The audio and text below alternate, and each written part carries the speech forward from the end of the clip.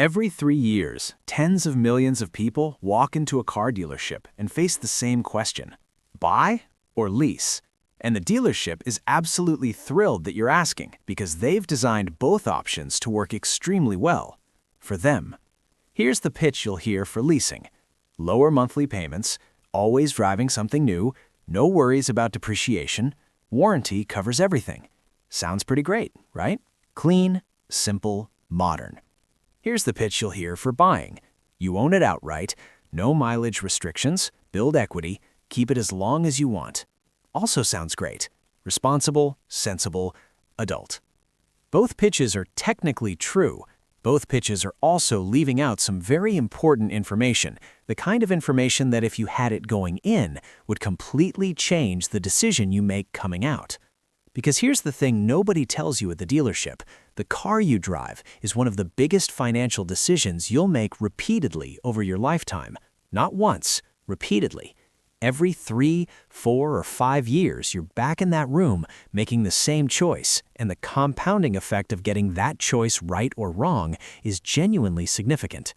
This video is going to give you the full picture: the math, the psychology, the hidden variables, and the actual answer. Not the one that makes the salesperson's quarterly numbers look good, but the one that makes your financial life look better over time. And by the end of this video, you are going to understand the real financial difference between buying and leasing. Not the headline numbers, but the complete picture, including depreciation, total cost of ownership, opportunity cost, and the lifestyle factors that make one choice genuinely better than the other, depending on your situation. You're going to walk away with a clear framework for making this decision every time it comes up, and it will come up again. If you're new here, hit subscribe right now and turn on the notification bell. Every week we break down the financial decisions that quietly shape your financial life. No fluff, no sponsored opinions, just the analysis that actually helps you make smarter choices. You're going to want to be here. Let's get into it. Number 1, understand what you're actually comparing. Before we run any numbers, let's be honest about what buying and leasing actually are, because the framing matters. Buying a car means you're purchasing an asset. You pay for it either upfront or through a loan, and at the end of the loan term, you own it outright. The car is yours. You can drive it for another 10 years, sell it, trade it in, or use it as a very expensive bookshelf, whatever you want. Leasing a car means you're renting a car for a fixed period, typically 2 to 4 years, with strict conditions attached. You have a mileage limit, usually 10,000 to 15,000 miles per year. You're responsible for keeping the car in good condition beyond normal wear, and at the end of the lease, you hand the keys back and walk away with nothing, or you start the process again. The fundamental difference is this: buying builds towards ownership. Leasing is a permanent monthly expense, like a subscription, except the subscription is a $40,000 vehicle that you're not allowed to scratch. Think of it this way: leasing a car is like renting an apartment where the landlord will charge you extra if you put a nail hole in the wall, won't let you paint, and gives you a strict limit on how many steps you can walk per day, except the apartment goes back to the landlord after 3 years regardless. That's not an argument against leasing. It's just the honest description of what leasing actually is, because a lot of people sign lease agreements with the vague mental model that they're sort of buying, which they are absolutely not. Number 2, run the actual numbers. Same car, 2 paths. Let's make this concrete. Same car, same year, 2 different approaches. A mid-size sedan with a manufacturer's suggested retail price of $35,000. Completely typical, nothing exotic. Monthly payment, approximately $400 per month. Lease term, 36 months, 3 years. Due at signing, approximately $2,000 first month. Fees, acquisition charge. Mileage cap, 12,000 miles per year. Total cost over 3 years, $2,000 plus $400 times 36 equals $16,400. What you own at the end? Absolutely nothing. The purchase with financing, down payment $3,500 at 10%, loan amount $31,500 at 7% over 60 months, monthly payment approximately $623. Total cost over 60 months, $3,500 plus $623 times 60 equals $40,880. What you own at the end? A 5-year-old car worth approximately $17,000 to $19,000. So over 5 years, the buyer pays roughly $40,880 and ends up with an asset worth approximately $18,000. Net cost, $22,880. Over the same 5-year period, the lessee signs 2 consecutive 3-year leases, except that doesn't quite work on a 5-year comparison, so let's use 6 years, 2 complete 3-year leases. 2 leases at $16,400 each equals $32,800 total. Asset value at the end? 0. Net cost of leasing over 6 years, $32,800. Net cost of buying over 6 years, buying the same car, driving it for 6 years, residual value around $15,000, approximately $25,880. Buying wins on pure cost over a 6-year period, by quite a bit. But hold on, because this is where it gets more nuanced and where the lease defenders have some legitimate points to make. Number 3, the case for leasing is stronger than you think. The lease advocates aren't wrong, they're just optimizing for different things, and in some specific situations, those things genuinely matter. The lease payment is typically 30 to 40% lower than a loan payment for the same car. If that difference, say $200 to $250 per month, gets invested consistently into an index fund or used to pay down high-interest debt, the financial picture changes. $200 per month invested at 8% average annual return for 6 years equals approximately $19,000. That's real money that partially closes the cost gap. And in some financial situations, optimizing cash flow matters more than optimizing total cost. On a 3-year lease, you're almost certainly inside the manufacturer's warranty for the entire period. No surprise repair bills, no out-of-warranty anxiety. The car breaks down, you call the dealer. Done. This has real value, both financially and psychologically. A car from 2026 has substantially better driver assistance systems, structural integrity, and crash protection than a car from 2020. If safety is a top priority, particularly if you have young children in the vehicle, there is a legitimate argument that always being in a recent model year matters. When you buy a car, you absorb the depreciation. New cars lose 15 to 25% of their value in the first year alone. When you lease, the depreciation is priced into your payment, but you don't bear the residual risk. If the car's value tanks at resale because of a model redesign, a market shift, or a new technology making the old one less desirable, that's not your problem. You handed the keys back. These are real advantages, not dealership spin, real, legitimate reasons why leasing makes sense for specific people in specific situations. But before we get to who those people are, let's talk about what leasing hides. Number 4, what leasing hides, and it hides quite a lot. The lease payment looks lower because it is lower, but it's lower for a structural reason that works in the dealership's favor. You're only paying for the depreciation of the car during your lease term, plus interest, plus profit for the finance company.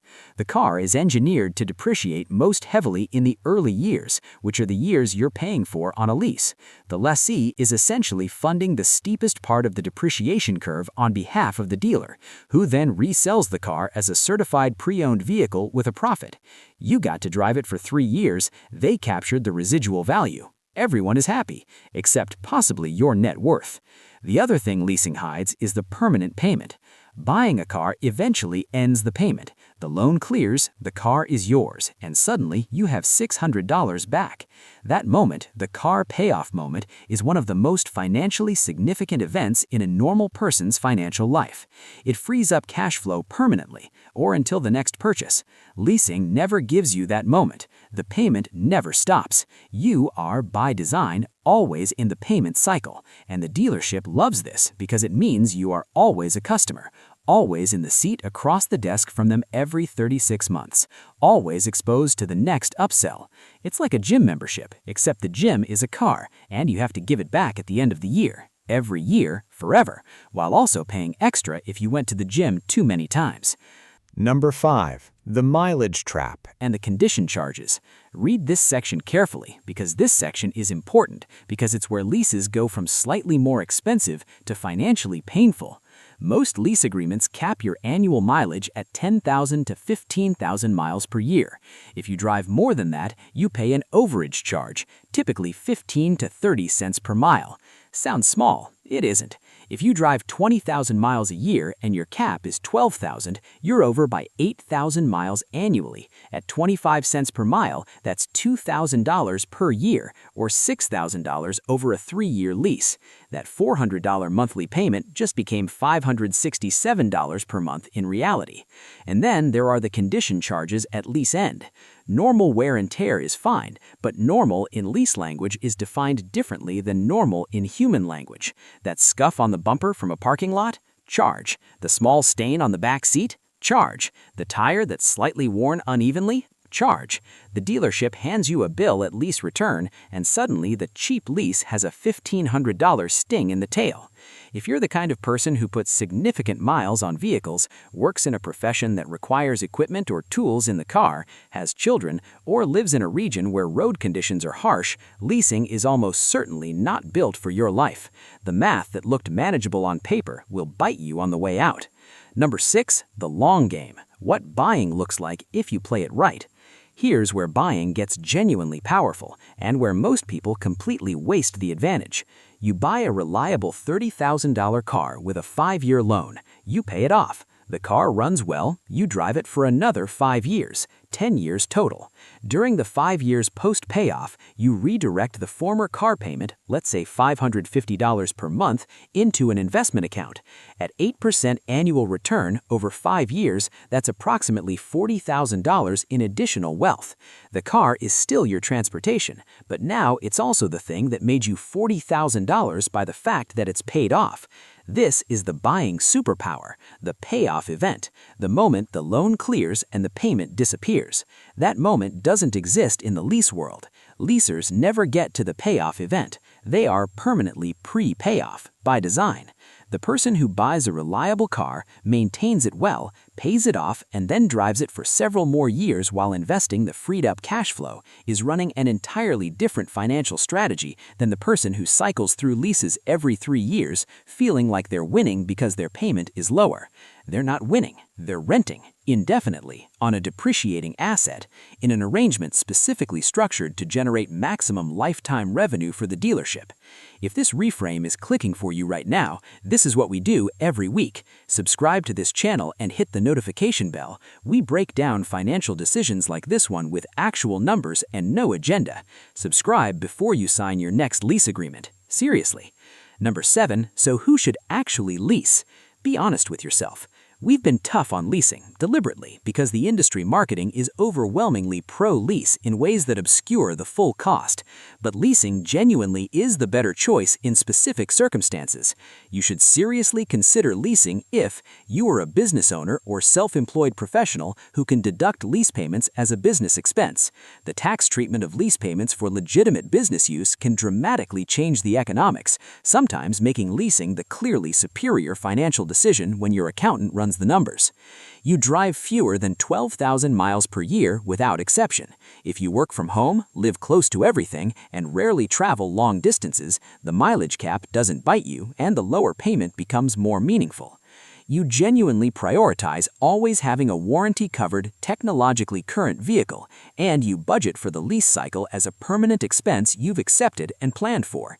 If you've made peace with the permanent payment and planned around it honestly, that's a legitimate financial choice.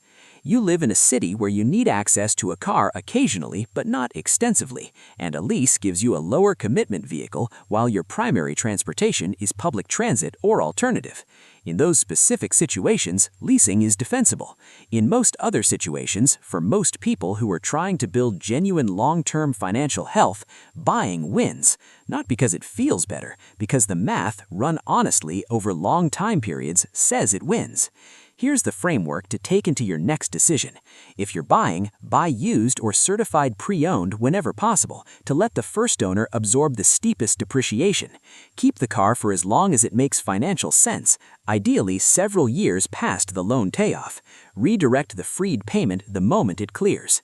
If you're leasing, know your real mileage, understand the condition standards, factor in every fee including acquisition and disposition charges, and be honest about whether the tax advantages or cash flow benefits actually apply to your situation. And if you're not sure, run the full numbers, not the monthly payment comparison, the full picture over 6 to 8 years, including what you own at the end of each path.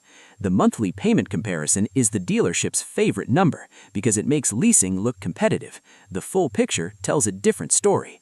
The car you drive should serve your financial life, not consume it. It's transportation, not identity. The person winning at the wealth game isn't the one in the newest car.